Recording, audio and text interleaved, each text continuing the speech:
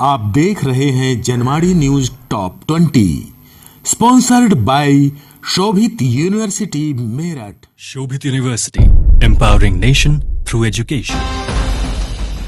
नमस्कार, स्वागत है आपका जनवाड़ी डिजिटल न्यूज की दुनिया में। मैं हूं आपके साथ अजीत आनंद। आइए नजर डालते हैं दिन भर की खास खबरों पर। लोकसभा में विपक्ष के साथ बनी सहमति, गतिरोध खत्म। सांसदों का निलंबन वापस, शुरू हुई महंगाई पर चर्चा।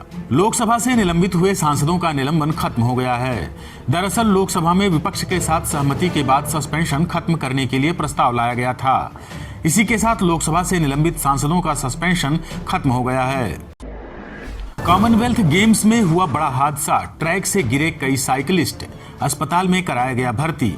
इंग्लैंड के बर्मिंघम में कॉमनवेल्थ गेम्स 2022 का आयोजन हो रहा है, जिसमें दुनिया के 72 देशों के एथलीट दमखम दिखा रहे थे। इसी दौरान अचानक 3 साइकिल सवारों का संतुलन बिगड़ गया और उन्हें काफी चोट आ गई। दिल्ली में तेजी से बढ़ रहे कोरोना के केस, एक्टिव मरीजों की संख्या पहुंची 5000 के करीब। देश की राजधानी दिल्ली में कोरोना संक्रमण के मामले पिछले एक हफ्ते से लगातार बढ़ रहे हैं। नए मामलों को मिलाकर अब दिल्ली में कोरोना के एक्टिव मरीजों की संख्या 4509 हो गई है। मंत्री को हटाने के बाद ममता बनर्जी बुधवार को करेंगी कैबिनेट में फेरबदल। 3 से 4 नए चेहरों को मिलेगी जगह। वेस्ट बंगाल की सीएम ममता बनर्जी ने सोमवार को प्रेस कॉन्फ्रेंस करते हुए राज्य में 7 नए जिलों का ऐलान किया है। इसके साथ ही उन्होंने संकेत दिए हैं कि 3 से 4 नए चेहरों को कैबिनेट में शामिल किया जा सकता है। एएमयू में इस्लामी स्टेट के हिमायती पाकिस्तानी लेखक की किताबें कोर्स से हटाई गईं। कई शिक्षाविदों ने प्रधानमंत्री को लिखा था पत्र। अलीगढ़ मुस्लिम विश्वविद्यालय प्रशासन ने इस्लामिक स्टडीज विभाग से पाकिस्तानी लेखक मौलाना अबुल आला मौदूदी और इजिप्ट के सैयद कुतुब की सभी किताबें पाठ्यक्रम से हटा दी हैं। ये किताबें अब तक यहाँ बीए और एमए कक्षाओं में पढ़ाई जाती रही हैं। पाक लेखक मौदूदी गैर मुसलमानों के नरसंहार की बात करता है। उनकी शिक्षाएं गैर मुस्लिम विरोधी और पूर्ण इस्लामीकरण के लिए प्रतिबद्ध हैं। आतंकी संगठन भी मौदूदी के विचारों को आदर्श मानते हैं। शिवसेना नेता संजय राउत के घर पहुंचे उद्धव ठाकरे, परिजनों से की मुलाकात। शिवसेना नेता संजय राउत को ईडी कस्टडी में जाने के बाद पूर्व सीएम उद्धव ठाकरे उनके घर पहुंचे। शिवसेना चीफ उद्धव ठाकरे ने परिजनों से मुलाकात कर बातचीत की। मुख्यमंत्री एकनाथ शिंदे का संजय राउत पर बड़ा हमला, बोले रोज सुबह बजने वाला भोंपू तो अंदर गया। शिवसेना नेता संजय राउत की गिरफ्तारी पर महाराष्ट्र के मुख्यमंत्री एकनाथ शिंदे ने तंज कसा है। एकनाथ शिंदे ने कहा है कि अब रोज सुबह बजने वाला भोंपू तो अंदर चला गया। उन्होंने कहा कि ईडी अपना काम कर रही है। अगर आप ईमानदार हैं तो चिंता करने की जरूरत नहीं है। बंगाल में भारी कैश के साथ झारखंड का नामी अधिवक्ता गिरफ्तार, पुलिस ने शुरू की जांच पड़ताल। पीआईएल मैन के रूप में प्रसिद्ध झारखंड हाईकोर्ट के अधिवक्ता राजीव कुमार को भारी कैश के साथ कोलकाता पुलिस ने गिरफ्तार कर लिया है। फिलहाल पुलिस पूछताछ कर रही है। 24 घंटे में सामने आए 16,000 से ज्यादा कोरोना के केस। सक्रिय मरीजों की संख्या पहुंची 1,43,000 के पार। आज स्वास्थ्य मंत्रालय द्वारा जारी किए गए आंकड़ों के मुताबिक देश में एक दिन में 16,464 कोरोना के नए केस सामने आए हैं, जबकि सक्रिय मरीजों की संख्या 1,43,000 के पार पहुंच गई है। देश को तीसरा स्वर्ण दिलाने वाले अचिंता को पीएम मोदी ने दी शुभकामनाएं। कहा अब शेवली फिल्म देख पाएंगे। कॉमनवेल्थ गेम्स 2022 में भारतीय भारोत्तोलकों का शानदार प्रदर्शन जारी है। इस इवेंट में देश को कुल 6 पदक मिले हैं और सभी वेट लिफ्टिंग में ही आए हैं। पुरुषों के 73 किलोग्राम फाइनल में अचिंता शेवली ने स्वर्ण पदक अपने नाम किया है। इस इवेंट में यह भारत का तीसरा स्वर्ण है। प्रधानमंत्री नरेंद्र मोदी ने सोमवार को इस युवा एथलीट को शुभकामनाएं दी हैं। आप देख रहे हैं Janwadi news top 20 sponsored by Shobhit university Meerut. Shobhit university, empowering nation through education. Bhajpa के 2 व सपा की एक प्रत्याशी ने दाखिल किया नामांकन। सीएम योगी और सपा के नरेश उत्तम रहे मौजूद। यूपी विधान परिषद उपचुनाव के लिए सोमवार को भाजपा के 2 और सपा के एक प्रत्याशी ने नामांकन दाखिल किया है।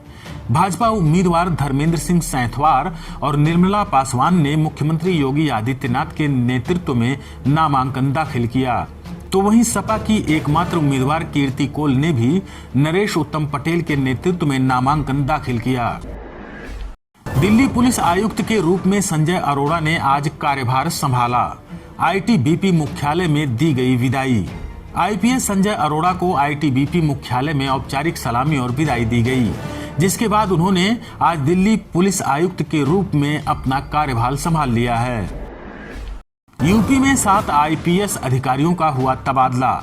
लखनऊ और कानपुर के पुलिस कमिश्नर भी हटाए गए। यूपी में एक बार फिर 7 आईपीएस अफसरों का तबादला किया गया है। साथ ही एसबी शिरोडकर को लखनऊ का नया पुलिस कमिश्नर नियुक्त किया गया है, तो वहीं बीपी जोगदंड को कानपुर के पुलिस कमिश्नर पद पर तैनाती की गई है। शिवसेना नेता संजय राउत को नहीं मिली राहत। कोर्ट ने 4 अगस्त तक ईडी की कस्टडी में भेजा। प्रवर्तन निदेशालय ने मनी लॉन्ड्रिंग के मामले में शिवसेना नेता संजय राउत को गिरफ्तार किया था। अब कोर्ट ने संजय राउत को 4 अगस्त तक की ईडी कस्टडी में भेज दिया है। मेरठ जिले में पकड़ा गया अवैध पटाखों और विस्फोटक सामग्री का बड़ा जखीरा।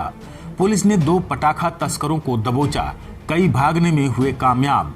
मेरठ जिले में मवाना के एसडीएम अखिलेश यादव ने अग्निशमन सीओ और भारी पुलिस बल के साथ गांव सठला में अचानक छापा मारकर बारूद व अन्य विस्फोटक सामग्री बरामद किया है। पुलिस ने मौके से 2 पटाखा तस्करों को भी दबोचा है, जबकि कई फरार होने में कामयाब हो गए। अवैध रूप से पटाखे और विस्फोटक बनाने का काम चल रहा था, उसको जब्त करके 2 लोगों को गिरफ्तार किया गया है और उसमें आगे कार्रवाई की जा रही है। जबलपुर के एक निजी अस्पताल में लगी भीषण आग। 10 लोगों के मौत की खबर, कई लोग गंभीर रूप से झुलसे। मध्य प्रदेश के जबलपुर के एक निजी अस्पताल में भीषण आग लग गई। जिलाधिकारी ने इस घटना में 10 लोगों की मौत की पुष्टि की है, साथ ही कई लोग गंभीर रूप से झुलस भी गए हैं। मंकी पॉक्स से भारत में हुई पहली मौत। यूएई से केरल लौटा था 22 साल का युवक। मंकी पॉक्स वायरस की वजह से भारत में पहली मौत की पुष्टि केरल में हो गई है। 22 साल का यह युवक यूएई से लौटा था। उसकी मौत बीते शनिवार को हुई थी। मौत के बाद सैंपल जांच के लिए भेजा गया था। इसमें कन्फर्म हुआ है कि मौत मंकी पॉक्स वायरस की वजह से हुई है। हर हर शंभू गाने पर फरमानी नाच से भड़क उठे कट्टरपंथी। बोले, इस्लाम में जायज नहीं है नाच गाना। यूट्यूब फेम फरमानी नाज अब कट्टरपंथियों के निशाने पर आ गई हैं। दरअसल मुजफ्फरनगर की इंडियन आइडियल फेम फरमानी नाज ने हर हर शंभू गाना रिकॉर्ड करके यूट्यूब पर अपलोड किया था। हवाला दिया जा रहा है कि इस्लाम में नाच गाना जायज नहीं है। मेरठ में स्क्रब टाइफस से 12 साल के बच्चे की मौत। मंकी पॉक्स को लेकर प्रशासन अलर्ट। मेरठ में स्क्रब टाइफस से 12 साल के बच्चे की मौत हो गई। वह जानी क्षेत्र के गांव टीकरा का रहने वाला था। इस बीमारी से मौत का जिले में यह पहला मामला है।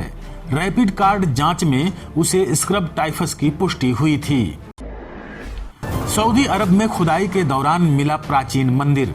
8000 साल पुरानी सभ्यता की हुई खोज। सऊदी अरब में खुदाई और सर्वे के दौरान एक पत्थर का मंदिर और वेदी मिले हैं। यहाँ 8000 साल पुरानी मानव बस्तियों के अवशेष भी मिले हैं। अल्फाओ में जमीन के अंदर से कई धार्मिक शिलालेख भी मिले हैं। सऊदी गजेट्स.com.sa ने प्रमाणित जानकारी अपडेट की है। आप देख रहे हैं Janwadi news top 20, sponsored by Shobhit university Meerut. Shobhit University, empowering nation through education.